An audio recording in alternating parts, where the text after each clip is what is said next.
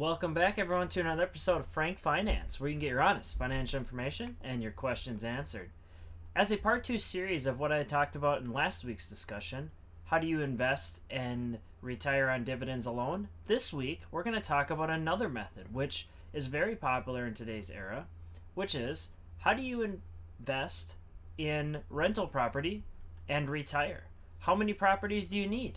And ultimately, you're going to find some sweet information in this video. But before we get started, please remember, like, subscribe, and comment below. There will be another 3-part series to this video talking about how do we think about combining these with other portfolios to retire sooner. So first, let's get grounded on rentals at a high level. I have made another rental video in the past, which the link will be below on where to go watch that if you want to think about creating your rentals. So this is going to be a high level discussion and just help think through the math. So as we talked about in the last video, the dividend video, you would have to contribute nearly $2.5 to $4 million to live on dividends alone so that cash flow could be indefinite. This is going to be a little bit of a different story. So when you invest in a rental property, you typically always have to put 20% down. So let's just walk through something and talk about it for a second. So when you think about buying a valued home at maybe $125,000 or $150,000, I kind of have two scenarios here. And let's say the interest rate's 3.5% or 3.6%. As I'd referenced, you're going to have to put 20% down on all rentals. You're also going to have to put down cash for closing costs. And so what you can see in both these instances, whether it's $125,000 or $150,000 home, you're putting down somewhere around $30,000 in cash up front to get this asset rolling. And now, things to understand is that you're going to have a mortgage, insurance, and taxes that aren't going to go away. You're also maybe going to have an HOA, or you might pay a property manager or a rent manager. Those type of things are important to understand because those are called maybe your sunk costs. They'll never go away. As soon as the mortgage goes away, you'll still have insurance, taxes, and rent and HOA. The rest of the stuff might be covered by the renter forever. And why is that important to know? Well, so for instance, in this example here, I did a $800 rent and a $1,000 rent side by side, and the mortgages are based on an amortization schedule.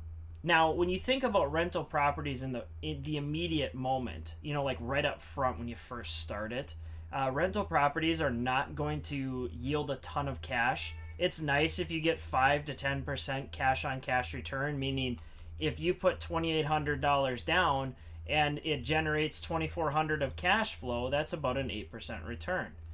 Meanwhile, on this other property that's maybe a little more expensive, has an HOA in it, maybe it only generates $2,000 in cash flow and gets a 6% cash on cash return.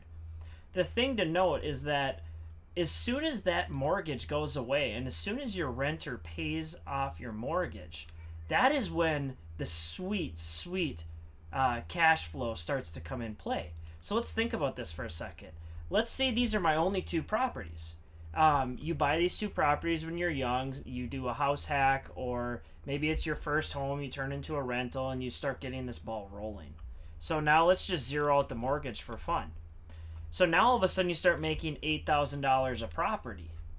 Yes, there's CapEx expenses, and yes, things can go wrong, I get it, and we're not trying to be perfect here, but what we're trying to do is say, does it make more sense to buy rental property than just invest in the stock market? Because that was what the last video was talking about, is how do you put away enough so you have indefinite cash flows for life, and never have to worry about running out. So now let's think about as we're talking about the rentals here, just 2 properties alone, as soon as these 2 basically get their mortgage paid for, you're running at about $8,000 a year in cash flow. So in the prior video, I talked about what do you need to get $80,000 in dividend income. So if you were to think about that from this perspective, you would need about 10 properties, right? We're not increasing rent. We're not talking about CapEx, and I am not trying to oversimplify it. There's more complexities to this.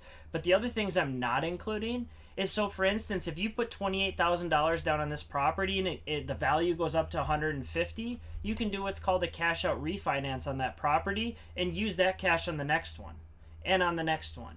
And that's how a lot of people actually became millionaires and got it very quickly. This is ignoring 1031 exchanges, which are basically the use of a property, like a single family. Let's say you buy a $125,000 house.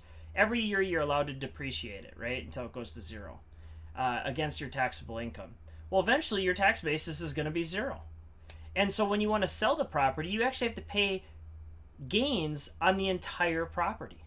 But what is allowed in a 1031 is to take that property, roll it into what is called a like-kind exchange, and then you don't have to pay taxes on it. Note this is under review for potentially getting reviewed to be removed or reduced in how much you can actually take as a benefit before you get taxed. So, I'm ignoring 1031 exchanges.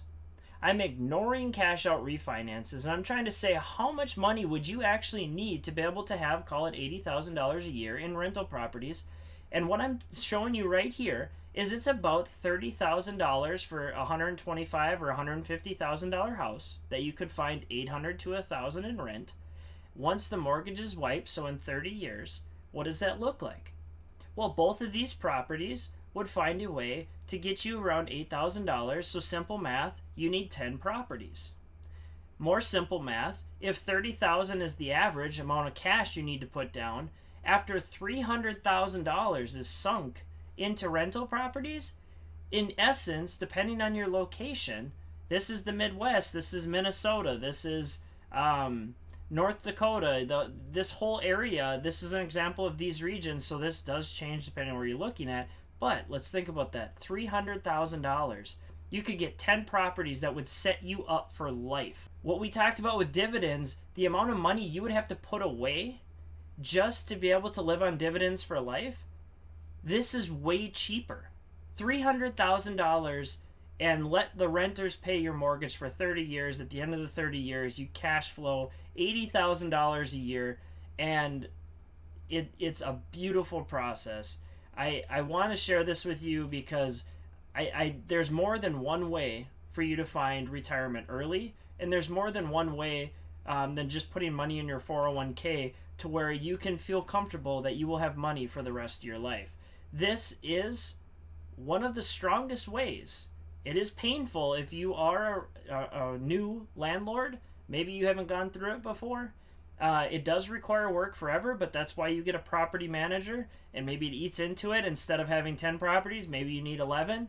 But again, $330,000 sunk into properties over the course of 15, 20 years is a lot easier than putting $2.5 million away into dividend stocks so that you can retire. So keep that in mind.